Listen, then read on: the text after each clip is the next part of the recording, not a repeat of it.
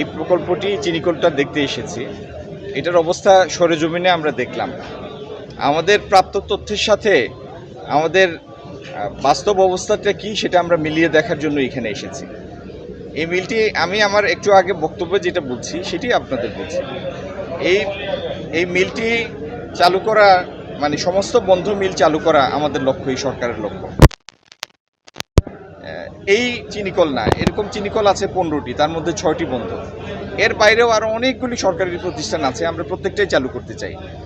এই এলাকার মানুষের জন্য এই চিনিকলটি যেরকম একটা আবেগের বিষয়, প্রত্যেকটা এলাকায় সংশ্লিষ্ট মানুষ প্রত্যেকের জন্যই কিন্তু তার শিল্প কারখানা আবেগের বিষয়। কারণ যখন সেগুলি চালু ছিল তারাই কর্মসংস্থানের সুবিধাটা তারাই ভোগ করেছেন। এই জন্য প্রত্যেকটা জায়গায় প্রত্যেকটা মিল আবেগের বিষয়। তো আপনাদের আবেগের বিষয়টা আমরা সম্যকভাবে উপলব্ধি করি। আর অর্থনৈতিক বিবেচনা যেটা, একটা মিল যদি চালু থাকে সেখানে কর্মসংস্থান সৃষ্টি হয়, সেটা থেকে একটা রাজস্ব আহরণের প্রত্যাশা থাকে।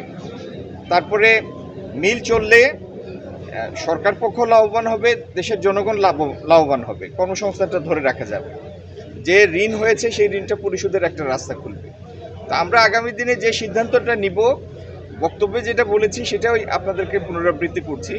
একটা হলো এই চিনিকলের সাথে সংশ্লিষ্ট আখ চাষিদের স্বার্থ যেন রক্ষা হয়, সেটা হলো একটা প্রাথমিক শর্ত, প্রাথমিক বিবেচনা। দ্বিতীয় প্রাথমিক বিবেচনা হলো এই চিনিকল চালু থাকলে যে পরিমাণ শ্রমিক ছিলেন তাদের স্বার্থের বিষয়। আর তৃতীয় হলো মিলটি যেন লাভজনকভাবে চলে এবং মিলের কারণে আবার দেশের সম্পদ যেন মানে লোকসান পোহানোর জন্য যেন দেশের সম্পদের অপব্যয় না হয়। এই তিনটা হচ্ছে বিবেচ্য বিষয়। তো এই জিনিসগুলি সামনে নিয়ে আপনারা দেখেছেন যারা মিলের ভিতরে ঢুকেছেন যে চালের অবস্থা কি। এই চাল সংস্কার না করে মিল কেন, কোনো কিছুই এখানে চালানো সম্ভব না। তো এরকম বেশ কিছু জিনিস আছে, দীর্ঘদিন বন্ধ থাকলে যেটা হয় সেটার প্রথম সংস্কার দরকার। তো এই সমস্ত জিনিস বিবেচনায় নিয়ে আমরা যারা বিশেষজ্ঞ আছেন, আমরা তো বিশেষজ্ঞ না, বিশেষজ্ঞদের নিয়ে বসে পদক্ষেপ নেওয়া যায়, কত দ্রুত নেওয়া যায় সেটা সেইখানে স্থির করব। আমরা সম্ভাব্য সব বিকল্পগুলি খতিয়ে দেখব, কারণ এটা তো দেশের সম্পত্তি, কোনো ব্যক্তির না, দেশের সম্পত্তি।